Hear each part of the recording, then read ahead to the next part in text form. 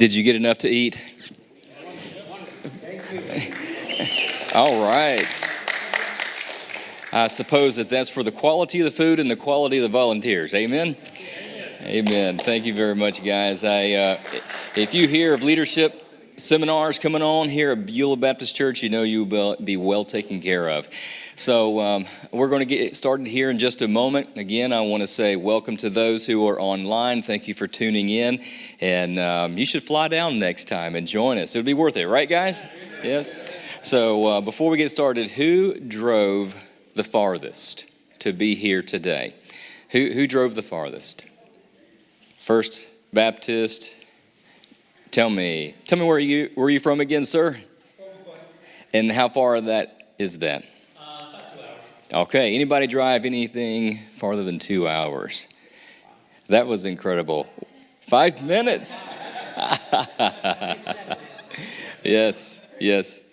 Well, welcome. Thank you for it, and it's good to get to know you, sir. And anything we can be of service to you, especially through the Greater Orlando Baptist Association, our leadership network, we'd love to continue to service everyone. So, once again, put your seatbelts on, guys. This is going to be on YouTube, and I encourage you to take this to your men and sit down and give them a taste of it, and then perhaps bring Dr. Jimmy Knott to your church. Okay? And I don't know about you guys, but we're not going to finish this book, but I want to finish this book. So I'm inclined to say we need to bring him back to finish the rest of the book with this seminar, maybe in a few more months. So nevertheless, please put your hands together and give Dr. Jimmy Knott another warm welcome. Thanks, buddy. Thank you, sir. Thank you. I showed you earlier our daughter's ring when she had lost the jewel.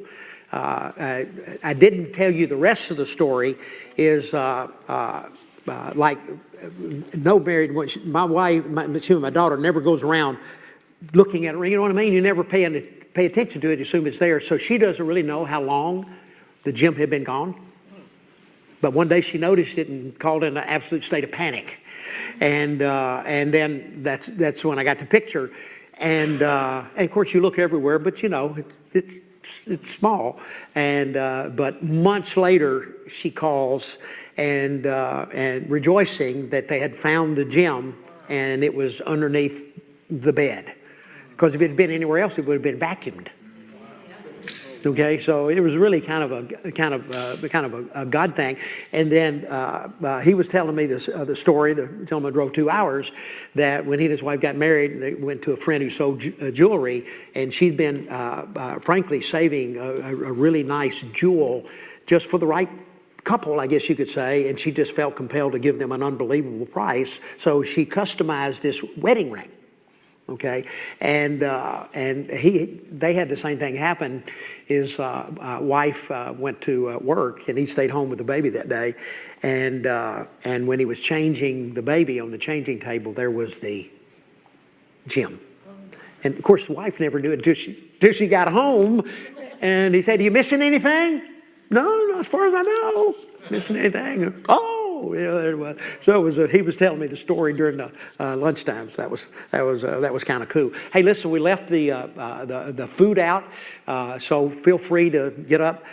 Just know we're moving after lunch. We're moving into the afternoon, and we kind of get relaxed. Okay, so I don't want you to go to sleep, because if you go to sleep, you might fall out of the chair.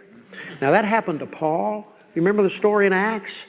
But I'm not Paul. You're dead. If you fall out, you're dead. I can't help you. You're dead. You're gone. So I would stay alert and awake.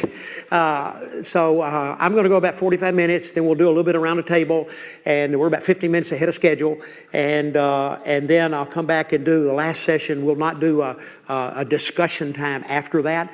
I want to take those minutes for some question and or further discussion about anything that I've talked about or not talked about in our time together, and going to invite our online audience, if they've got a question, just to send a question in, and Ashley will get it, and somehow she'll get it to me and try to answer that. And then I want to close, Pastor, and I'll probably ask you to help. I'd really like to close our time together with a season of prayer. okay, and praying for all of us, but especially the pastors in the room. They have they know God's called them and they love the work, but it's hard work. It's hard work, and I want to pray for them to be encouraged from today. Okay, all right. We are. Let me put this down here. Here we go. We are a leader worth following. I'm not going to do many review slides, but I want to do this one that kind of captures everything. One of the questions sometimes that I ask leaders, and it usually catches them by surprise. And the question is, why should anyone let you lead them? And it's been interesting to hear the answers. Okay, I'm the pastor. Wrong answer. I'm the president of the company. If those are your answers, then people are following you because they have to, because you have authority and you have control. Okay, and you can discipline or you can reward. You can fire or promote, And so one of the things that I want to do at this point is to help you answer that question that has nothing to do with title or position or really even authority. Why should anyone let you lead them? Why should anyone open their lives and allow you to enter and to influence their lives? Okay, the answer is because they can trust you. You're a person of authentic character. You're honest, you have integrity, okay? Number two is you can help them. You can help them. You're competent, you're capable. And then number three, because I care about you first as a person. You do those things and people will let you influence their lives. They will let you lead them whether you have a title or whether you never have a title of any kind. Because it's in the doing of these things that people feel, and it is a feeling, an emotion, people feel that they can trust you. They feel that they can trust you, and trust is the glue that holds relationships together. Once that trust is violated, it's hard to maintain it. As I told you this morning when we got started, because of our limited time, I made the prayerful decision that we would look at authentic character. I have not discussed, and I'm not going to discuss exceptional competence. That's in the book, and I would encourage you to read it, and or the relational connection. By the way, I haven't said anything. I said something to you, but somebody else asked. They're a little bit dated, but all of these, plus all of the chapters in the book, are on video in about 25-minute segments, much reduced, on my website, jimmyknott.com. And you don't have that information. The book has a website that when I wrote the book back in 2015 and published in 16, that website has been shut down, and my son, who's in in that world, built me a new website, jimmyknott.com. If you go there and you click on the menu item teaching, what will drop down is leadership. And there are about a dozen videos there, some that cover the basics, which is kind of the first part of the book, and then which are all professionally done. And then the last 4 or 5 videos are not as professionally done, but they were live sessions that I did as follow-ups in developing some important skills to be a leader worth following. So that's kind of where they give you a little bit of a background on there. So I would encourage you to read that and to watch that. I think that it'll be hopefully that you'll find it to be helpful. In this session, we're going to look at a leader worth following is a servant leader. This is not new to you, because that's what you hear, I would think. In any evangelical church, when they talk about leadership, the word servant would be put with it. But trust me, in the marketplace where I spend much of my time, those two words are antithetical. They don't go together. They don't go together. And it's really a fun experience to get up and to teach this lesson to a more secular audience and talk about servant leadership in the same phrase. It's puzzling to them, but I think usually transforming by the time that I get to the end. If I were to give you this phrase, can you tell me what the most important word in this phrase is? Results and relationships. And. Because it's both. It's both. I think if you focus on the relationships and building the trust, you'll never get better results. The reverse is not necessarily true. If you hammer the results, you could damage the relationship.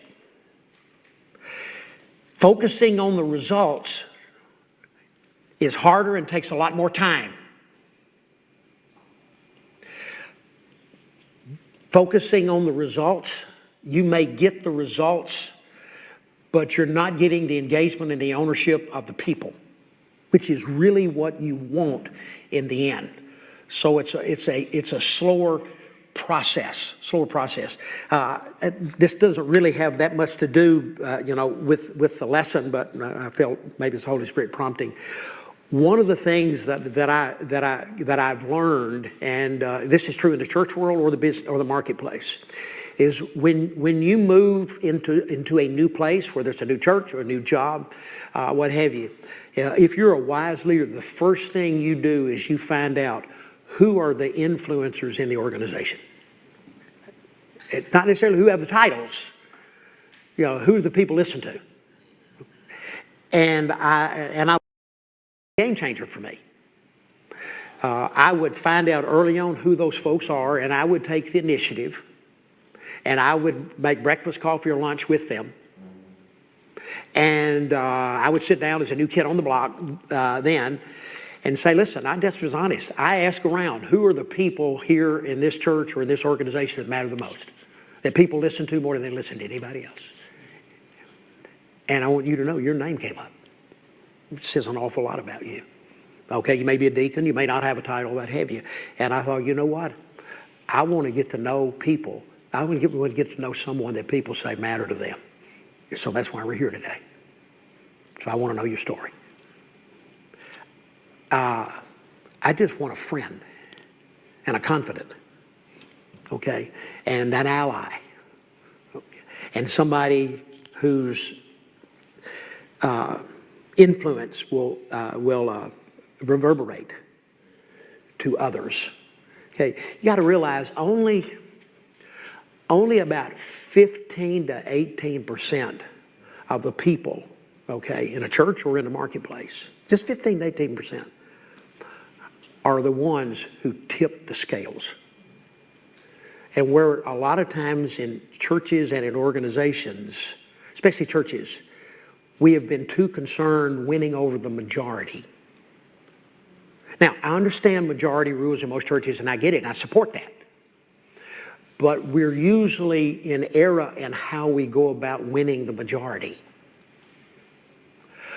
What you do is find out who are the innovators and the early adopters, which is only about 15 to 18% of the market share. It's a small group. But they're the innovators. They're the folks that show up at 3 o'clock in the morning to get the next iPhone. They show up at midnight to see a new movie, part 5 coming out of the movie. Okay, they live on the edge. Okay, I don't live on the edge. Okay, that's not me. I'm not comfortable in there.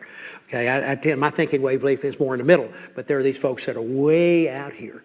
But if you discover who those people are, it's true in your organization, and you want to create a new idea, a new process, a new product, change this or change that, you get those people on your team first. You get them on, because here's what will happen if you start going to the middle adopters and the late adopters. Here's their question to you. What's Joe think? What's Mary want to do? Because they're going to follow what they do. And to try to convince the majority to go is a painstaking process. Convince the ones who will convince the others. And they will carry the weight. of implementation down the road. Why? Because their reputation's at risk. So, though majority rules, there's a wisdom in how to get the majority on your team. Okay, and one of the best ways to go about it is serving those influencers, as it were, in your church. Now, question to begin this lesson on servant leadership: are you here to be served or to serve? Can you imagine that question when I'm sitting in a room with 50 emerging leaders in a marketplace organization, and maybe 10 to 15 of them are evangelical Christians? And they get faced with this. Are you here at this organization, church, to be served or to serve? Be honest. If you're here to be served, it's all about you, which is generally true.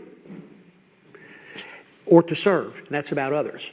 Now, lest you think this is limited to the marketplace, if you'll do your market research, especially through Barna, okay, the number one reason people leave churches, you know what that is? What? No place to serve. Not getting fed. Entitlement.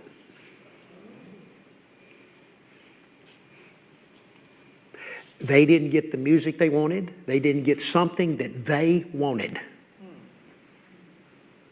And they left. Maybe they didn't get the pastor's ear. Maybe they didn't get the relationship. Maybe they didn't, I don't know. But they didn't get what they wanted.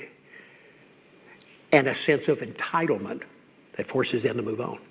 So we don't need to be deceived into thinking that this sense of entitlement, which is pervasive in the world in which you and I live, has not made its way into the local church. Oh, my friend, it has. It has, okay?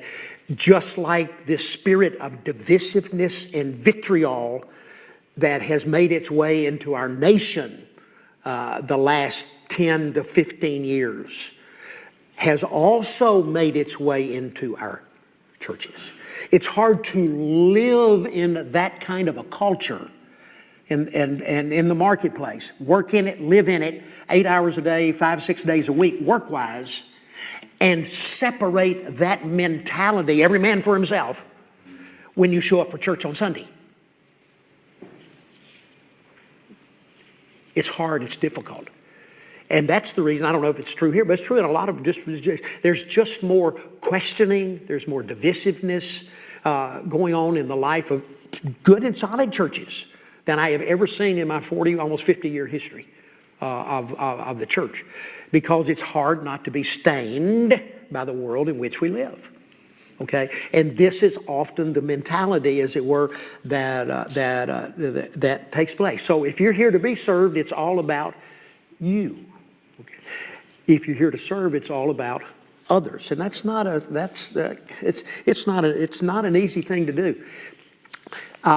See this is a picture of a plaque that's in my office. Now, I show that to you because I was privileged to serve at one church for almost 41 years, which is rare. And it's especially rare with somebody who had the personality that I have. And I have probably the most often asked question that I've gotten over the years is, Jimmy, with your personality, how in the world did you survive? And I always give the same answer. I had enough sense not to offend the wrong people. I think that's pretty smart, personally. You know, I didn't say I didn't offend some people, not intentionally, but I did. But I was there 41 years and only had 3 people, assistants. All of them stayed 10 to 15 years, which says a lot about loyalty and probably got to know me better than anyone except my family. My family. When I retired,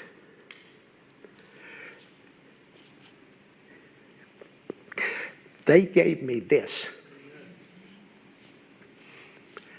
Of everything that I got in leaving after 41 years, nothing means more to me than this. Nothing. For them to at least have that perception of the difference that I wasn't their boss, though I was, but they saw me as their leader. I would wish that for every man or woman that leaves the place, that they would give. And then, of course, the verse that we're talking about here. Pat Williams, local Pat. Pat's been a friend. In fact, Pat and his wife are in my class, but Pat's been a friend for a long time.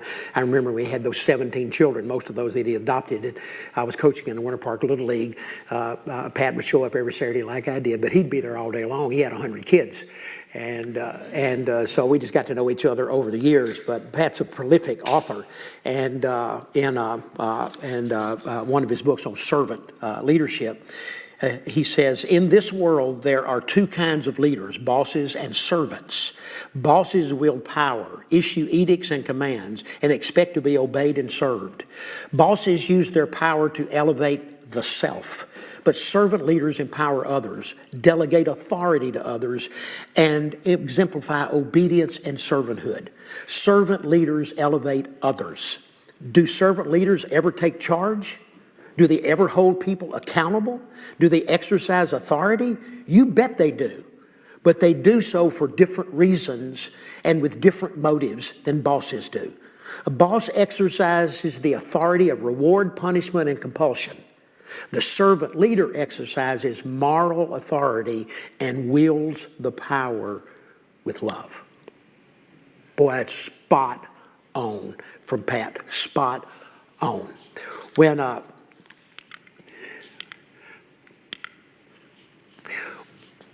again, I know I didn't have time, as I said, to me, these are the what it takes to be a leader worth following. There are a lot of wonderful things that can fit under every one of these, from the humility and other things that you mentioned over on the board earlier this morning. But what we're fixing to talk about now, I think is, but how do you live this? And that's where servant leadership comes in. So let me get back to. So the what is authentic character, exceptional competence, and relational connections. We only talked about that one, I know. The how is be a servant leader. Every act of leadership, which are many, is an act of service. Every act of leadership is an act of service. Every one of them. When I mention the word servant, what words come to your mind? Willing.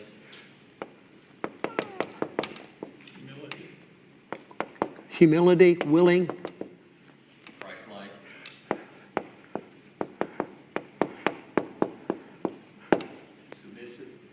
Submissive. Excellent. Do what? Selfless. Right? Yeah.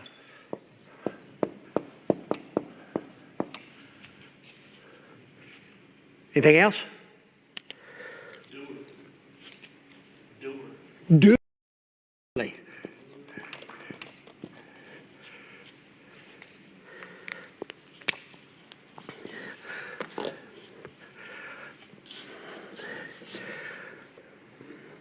There's a big difference in the servant leader and the self-serving leader. Sometimes it's hard. Sometimes it's hard to tell it, but if you're perceptive, you can smell it. You probably know what I mean. It just doesn't feel right. You may not can put your finger on it. Okay, just doesn't feel right. And it's hard to give yourself in total trust to that kind of person. Question a little bit tied into this. When you think about why do people,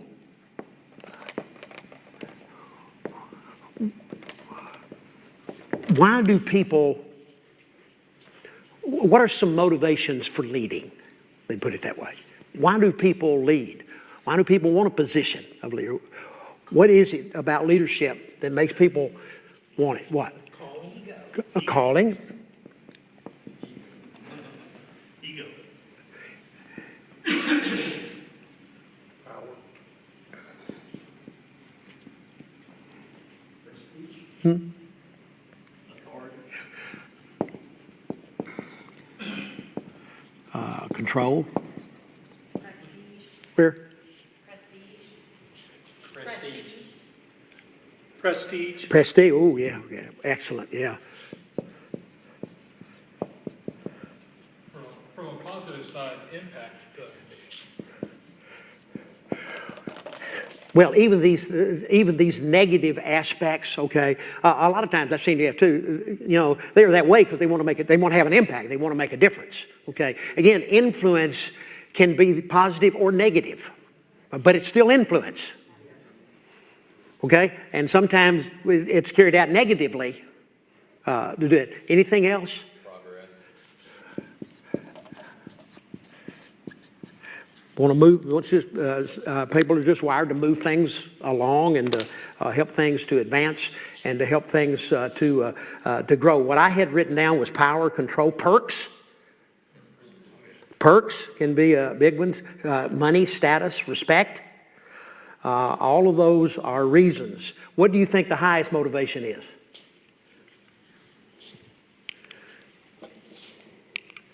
Serve others. But do we go there really when we get caught cold with the question? Or is some of this even true of us? It can be. It can creep in. Self-serving creep is powerful. Powerful. When you think, I want you to think of someone that you believe to be a servant leader.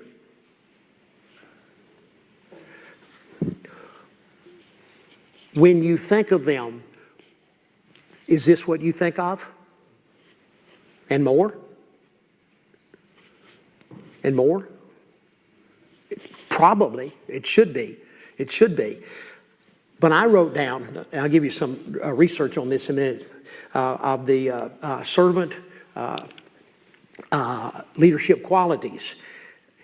Available. Nobody said available. Available. Humble, loving, caring, empathetic, secure, unselfish, or selflessness, as you said. Now, here's what's interesting. I'm going to go back to someone who's been a mentor to me in leadership, and he's in his 90s now. It's Ken Blanchard, I mentioned earlier. He's a strong evangelical believer.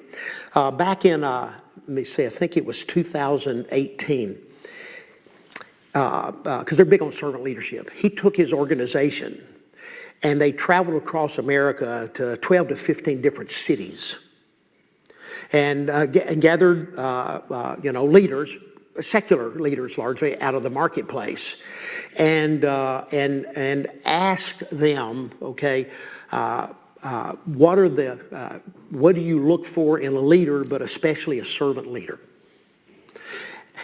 And there were dozens and dozens. It was a 13-city tour now. I remember what it was. And they ended up with dozens and dozens and dozens of qualities. And what he did is he took them and he divided them into two categories: attitudes or actions, in order of impact, of the influence that these qualities have. Okay? And it's fascinating. It's fascinating. Some you've got here, but let me give you, there are 10 of them. 7 are attitudinal. Okay, 7 are attitudinal. First is empathy. And again, in order of influence and impact on connecting with people and influencing their lives. Empathy. Feeling what the other person feels. That's different than sympathy. Empathy empathy. I think leaders moving forward in this divisive, vitriolic society, I think the leaders who practice empathy will remarkably distance themselves from other leaders, especially in the marketplace. Especially in the marketplace. Feeling what the other person feels, sharing in their feelings. There's something in this that establishes a connection with people that is deep and real. Next was selflessness, an others first attitude. Third, again, these are in order, was humility, submissiveness, teachableness. Next was authentic, honest, integrity as well. Compassionate and caring. Very interesting. Open-minded, flexible, open to new ideas, new ways of doing things. Collaborative. This is, these two, again, these are in order of importance, but these two are critical if you're reaching Gen Z and millennials, which would basically be folks 42, 43, down to about 18. Gen Z would be up to about 22, 23. The millennials would fall in this area. I've done an enormous amount of study because at one point I had my children and grandchildren. Between those, I had all millennials and Gen Z. So I'm living with these weird people. What is it about them? I need to understand them. Where I'm going is these folks right here, if they're in your church, and they are, and if you're reaching them, hopefully you are, if you want to elevate them and get them engaged, these are two that are critical to them. Being open-minded and being collaborative. Talking about things before things are decided. They want part of the ownership and the decision. And it really isn't about authority to them. It's just much about if they have say-so in the collaboration of the decisions that's made, they also take seriously the implementation. Whereas more of the Gen X and boomers, which is my world, they have a different mentality. They will really help and do because someone they know and respect ask them to help and do. And they will do it. These people won't. They won't. If they didn't have a part in it, they don't want to have much to do with it. They want to be collaborative is critically important. And then these are the attitudinal mindsets, attitudes. And again, these are in order of importance. And then the last three are behavioral skill sets. And they have to do first, and this was brought up earlier, I told you I would get back to it, active listening. And I'm gonna pause here for a minute and tell you what I thought that was for years, but it really isn't what I thought. I thought if I'm in a conversation, especially if maybe a little bit of a conflict, a little bit of tension here, that my role was to hear them and to be able to say back to them, kind of like, this is what I hear you saying, almost kind of like a verbatim response, and all of us heard that. And I'm not saying that's a bad thing necessarily to do, but providing verbatim responses only proves that you heard them. It doesn't necessarily mean that they felt listened to, and there's a difference. People want to feel, say with me, the words are important, feel they have been heard. When they feel they have been heard, most of the time they'll go along without confrontation. You say, well, how do you know? Well, number one, you listen more than you talk. You ask more than you say. Tell me more. That's interesting. I want to hear more. Keep asking for more information. More information. Hearing their side. Hearing their side. Now, that's hard for us. Many of you are like me. I'm defensive. And when somebody comes to me with a different perception, when they're talking to me, I have to fight, not thinking, getting defensive, and thinking about my response and not really listening to them. So it's a battle. It's a chore. That's the reason I have to engage by asking a lot of, tell me more. I'm interested in that. I didn't understand that. Just it keeps me engaged in the conversation. But here's the key at the end.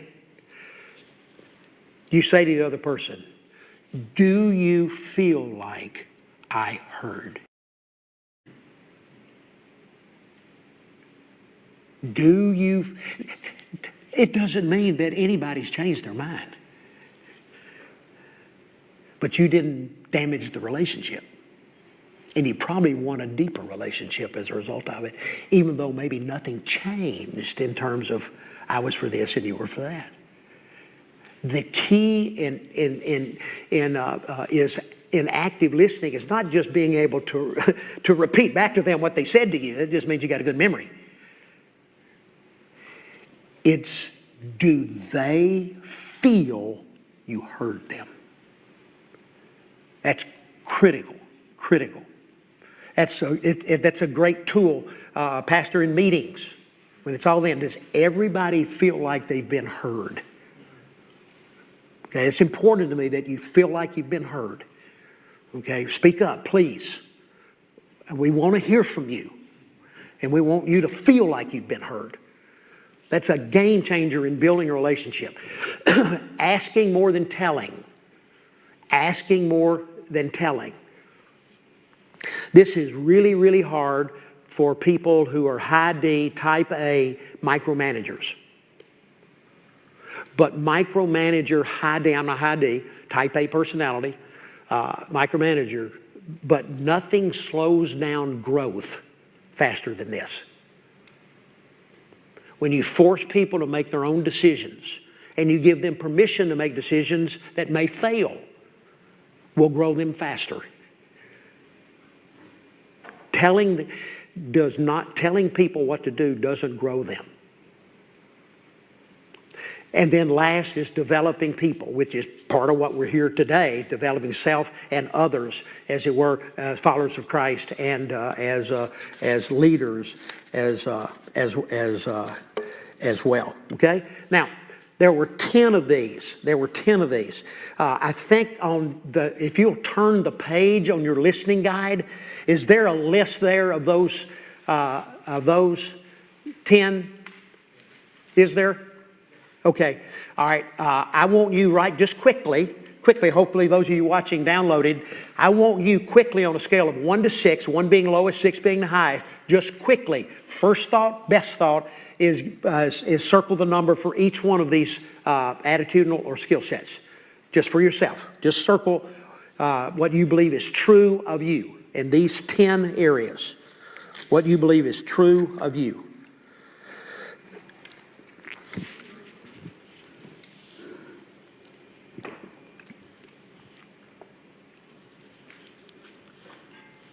Number 3 is tricky. Number 3 is tricky.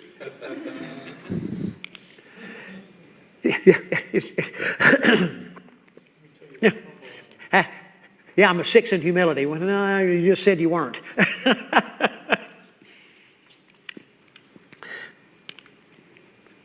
Now, just quickly, first top of the mind response is usually the most accurate response. Okay, let me move on. We're going to come back to that because when we do have the first thing I want you to do when I finish and you have some time around the table, I want everyone to share their weakest area. You don't have to elaborate. Just share it. Okay, that's a first step, and I think in doing something about it. This is a great tool if you have. I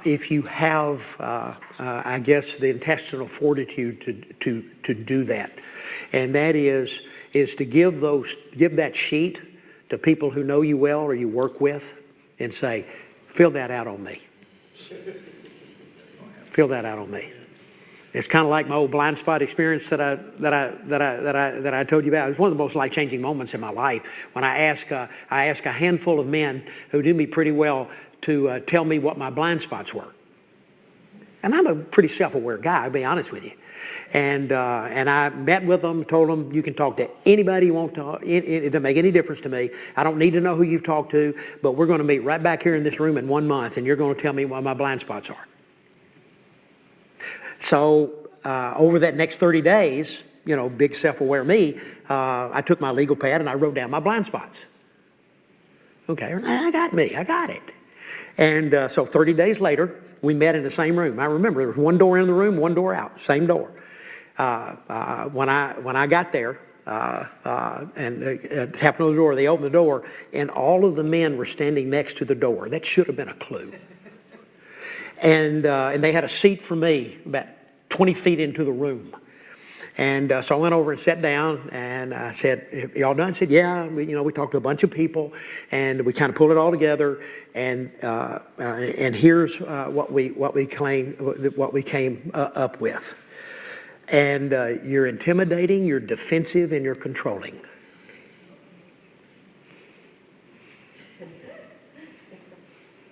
You're intimidating, you're defensive, and you're controlling. And I looked down in my legal pad. Not one of those was on it. Not one of them. But I can tell you this. I was immediately better at all three. Now, are they still a struggle? Of course they are. But I got better immediately because I knew it. I guess they call them blind spots for a reason. Okay. So these are things that help you to become a better servant. Having people do this for you, having people talk about blind. Now, I will warn you, if you ask, first of all, it'll be hard to find 5 people who will do it because they don't want to risk damaging the relationship. I'm just being honest. To find 5 people who will do it and will be honest in doing it will be very difficult. If you find them, be prepared for them to turn it on you.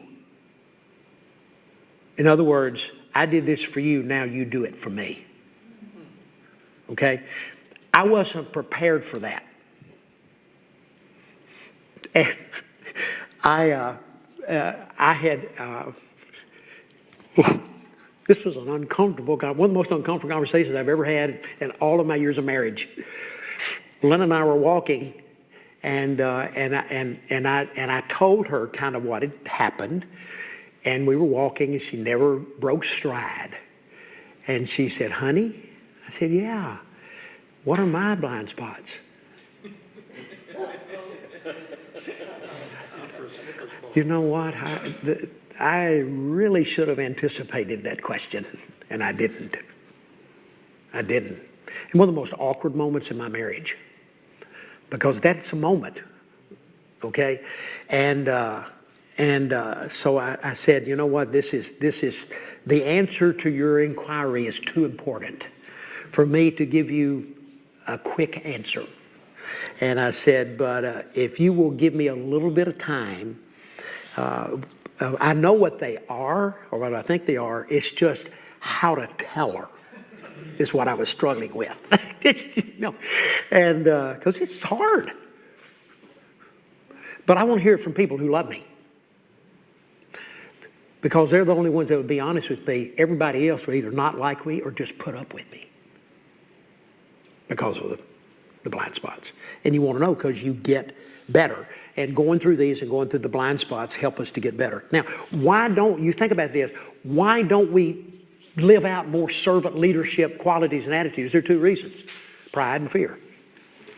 That's it. Pride and fear. Pride's all about you and all about your being important. And then fear is this is especially true in pastors. Fear you'll be underappreciated. Fear that someone will do something better than you. And you're supposed to be best at it. I remember years ago we had our pastoral care pastor who was par excellent at it. Jimmy Dusick, you remember Jimmy? Were you there when Jimmy? Okay, Jimmy. He's one of the best pastoral care, visiting hospital, burying the dead. I mean, the guy's unbelievable.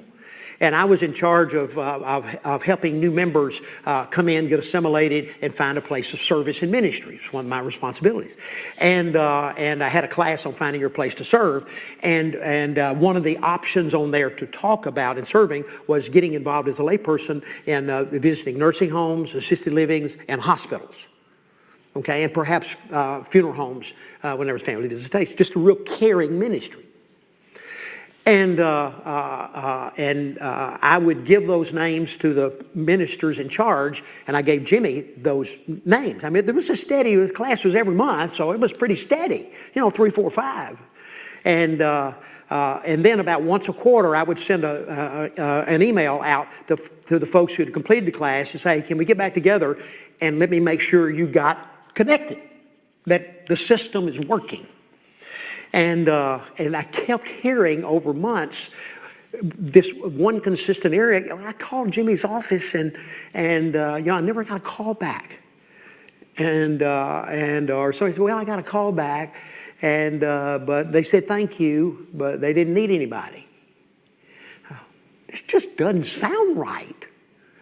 So I remember going into Jimmy's office and closing the door and sitting down and saying to Jimmy, every month you're getting names of lay people who want to help you minister to people who are hurting and in the hospitals. And I'm hearing they're not getting callbacks, they're not getting any kind of assignments or rotation. And Jimmy, what's going on? And he looked straight across his desk at me, and he's one of the most mild and meek and gentle men you'd ever know. And he leaned on his elbows and he said, Jimmy, that's my job.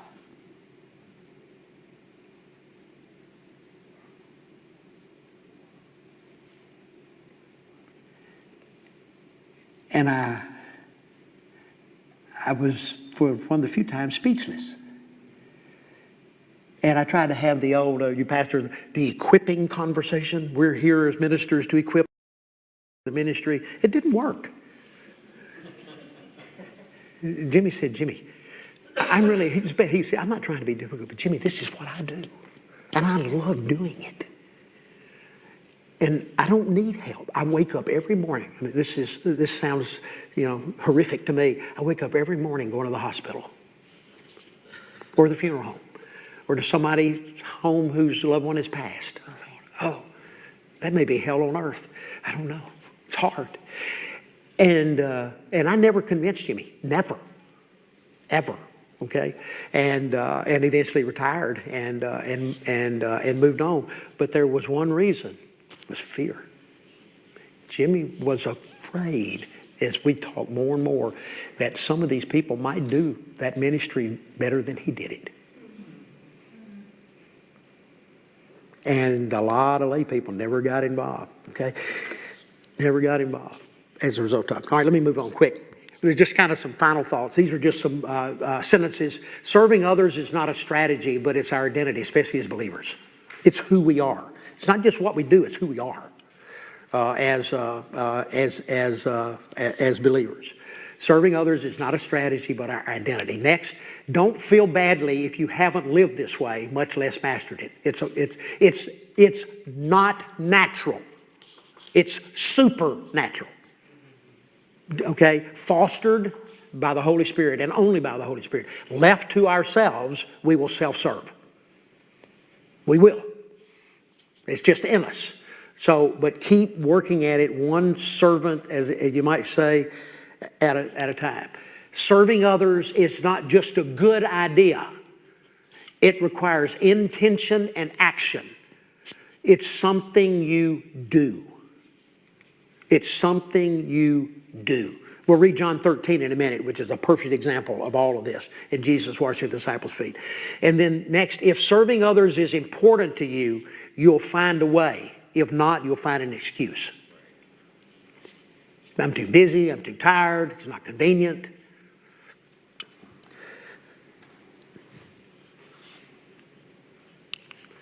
There are two approaches to life and leadership. You can live entitled, I deserve it. I've got my rights.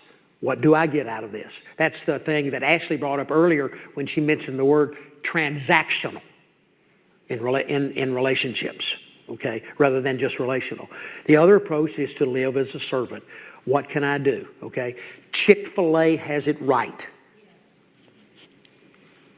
How may I serve you? How may I serve you? I'll come back to that in a minute, okay? So what are the results? In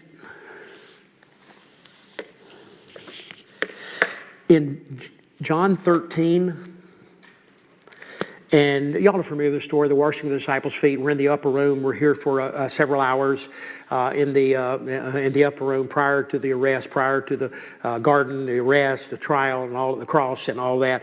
And Jesus is loving his disciples, serving his disciples, washing their feet. He laid aside his garments, girded himself with a towel. Then he poured water in the basin and began to wash the disciples' feet and to wipe the feet with the towel of which he was girded. And everybody knows Simon Peter jumping in and saying, "I'm not going to wash my feet," and which is another one of his multiple failures here as well. And then down in verse 12, when he had washed their feet and taken his garments and resumed his place, he said to them, "Do you know what I have done to you? You've called me teacher and Lord, and you are right, for so I am. If I then, as your teacher and Lord, have washed your feet, you ought also to wash one another's feet. For if I have given you an example that you should do as I have done to you. Truly, truly, I say to you, a servant is not greater than his master, nor is he who sent greater than the one who sent him. If you know these things, blessed are you if you do them." You know what he's saying? If we take care of serving others, again, it's not why we do it, it's what happens when we do it. We're going to experience more success as Jesus defined it, and we're going to have a greater influence. Which, honestly, in our humanness, that's what we want. It's just, in a minute, I'm going to read the passage where at least on 2 occasions the disciples get into an argument over who's going to be the greatest. Okay, there are several profound things from that event, but the one that stands out most to me is that Jesus did not chastise or condemn or rebuke them for their ambition to be great. He didn't. He just clarified how. Okay, it's okay to want to be somebody, but you need to be careful why and how, which is what we'll get to in just a minute in Mark chapter 10. Okay, let's see. Martin Luther King Jr. said a lot of great things. Everyone can be great because everyone can serve. That's essentially, I'll read that in a minute. Jesus said that leadership equals servant equals greatness. You want to be great? Serve. That's the whole thing there. So, question.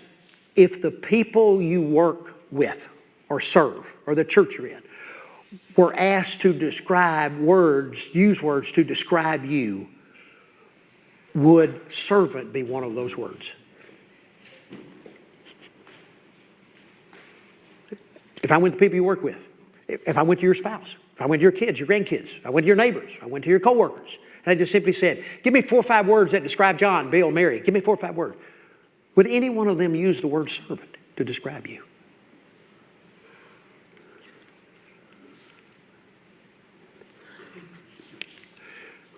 When was the last time you asked someone, "How can I serve you?" Chick-fil-A shouldn't be people of faith at this. They shouldn't. I am not a counselor. I'm too direct. But I realized that years ago. But because of just time, experience, exposure, visibility, over the years I got asked many times by husband or his spouse, and they were having marital problems, and would I meet with them? And I almost always said no. And I said, but I will meet with your husband. I will meet with him over lunch if he buys. And so we go to lunch. And we'd sit down, and I'd say, hey, tell me the story. Tell me about what's going on in your relationship with your spouse. And I'd sit there and eat and quiet and listen for the next 15 to 30 minutes. This man just kind of rant and rave about his wife and how she wasn't doing this, she wasn't doing that, and she wasn't doing this, she wasn't doing that. And I'm just sitting there listening. And at some point I'd say, is that all? Is there more? And just kind of get it out. And I said, okay. I said, you know, I do know that I only got one side of the story. I get it. I got your side of the story. Probably be different if I had her sitting here. And I said, and I'm sure you know that. But I have one question for you. What are you doing to serve your wife?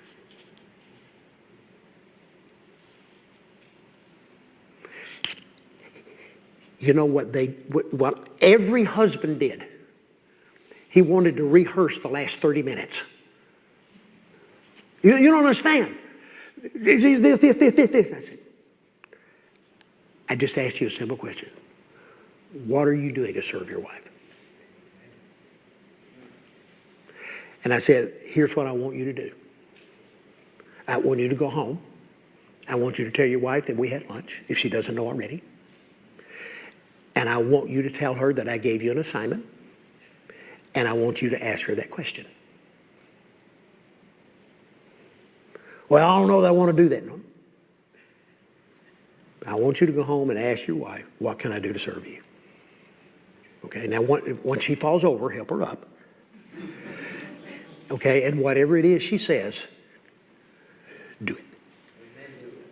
Do it. Do it.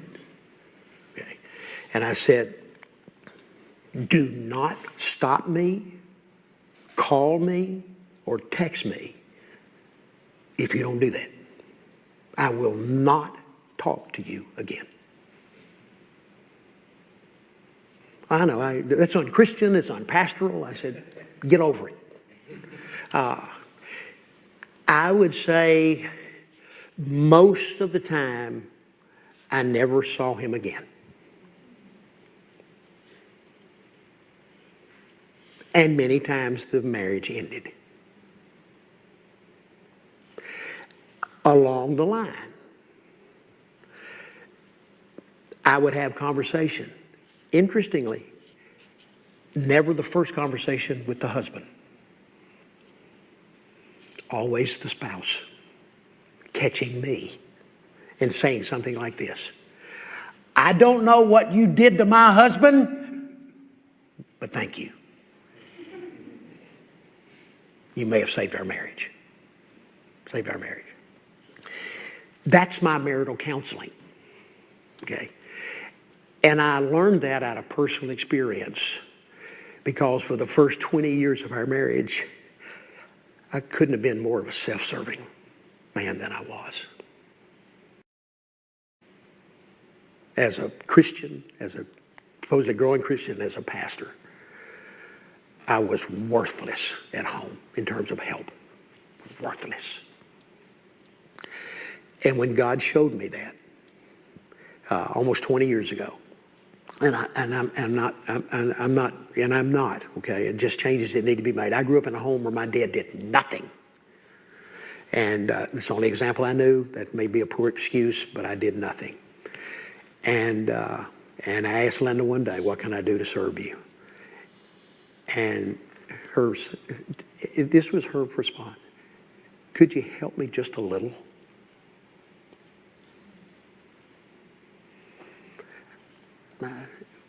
Yeah, what do you need? And that's 20 years ago. 20 years ago. Every week. Well, first of all, every day. For every meal. I set the table. I clean off the table. I rinse the dishes. I put them in the dishwasher.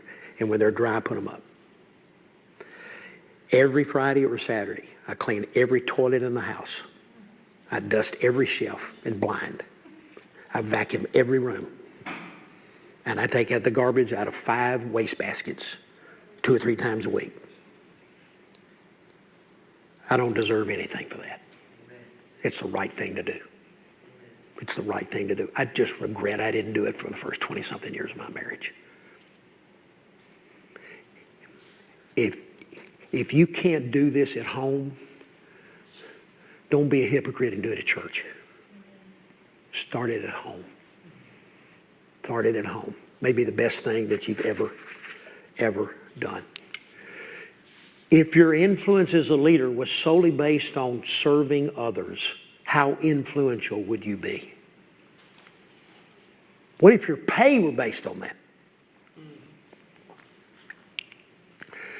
Where to begin? At home. Where to begin? At home. Albert Einstein, I hear he's a pretty smart guy, said only a life lived in service to others is worth living. Albert Schweitzer, great humanitarian, said, I don't know what your destiny will be, but one thing I do know. The only ones among you who will be happy are those who have sought and found how to serve. Sought and found how to serve. Best servant ever? Jesus. Matthew 10, in verse 35. James and John, the sons of Zebedee, came forward to Jesus and said, Teacher, we want you to do for us whatever we ask of you. What a loaded question. Hey, Jesus, we got a request, you got to do it. Whatever we ask, you got to do it. And he said to them, what do you want me to do for you? And they said, grant us to sit, one at your right hand and one on your left hand when you come into your kingdom. In other words, you're going to be the chief leader, but can we be the right and left hand leader? Can you give us those positions? Jesus said, you don't know what you're asking. You don't have any clue what you're asking. And then skipping down a little further, and when the 10 heard it, they began to be indignant at James and John. You do know why, because they didn't ask first.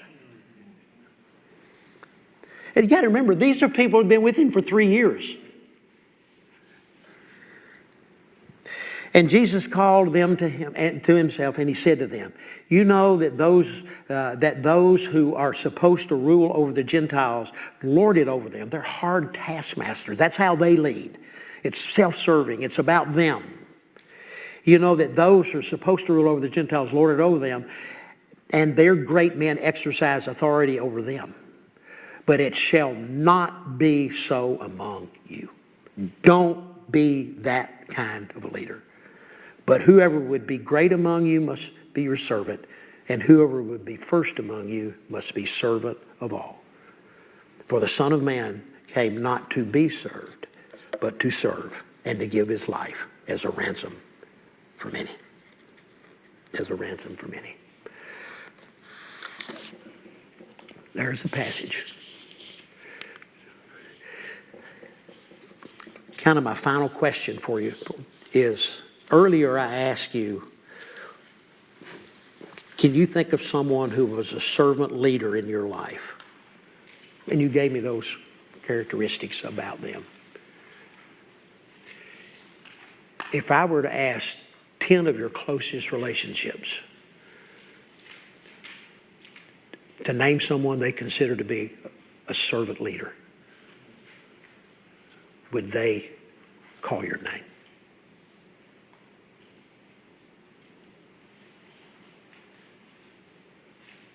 They should. Especially in our world. They should. They should. Okay? All right.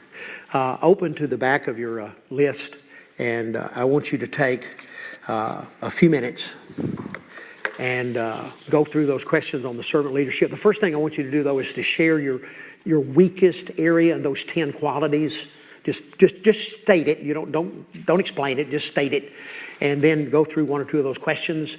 And then when you finish, if you need a potty break, we get something to eat, and then we'll come back together probably around 2, maybe 5 after, and do a closing session. Okay? All right, go.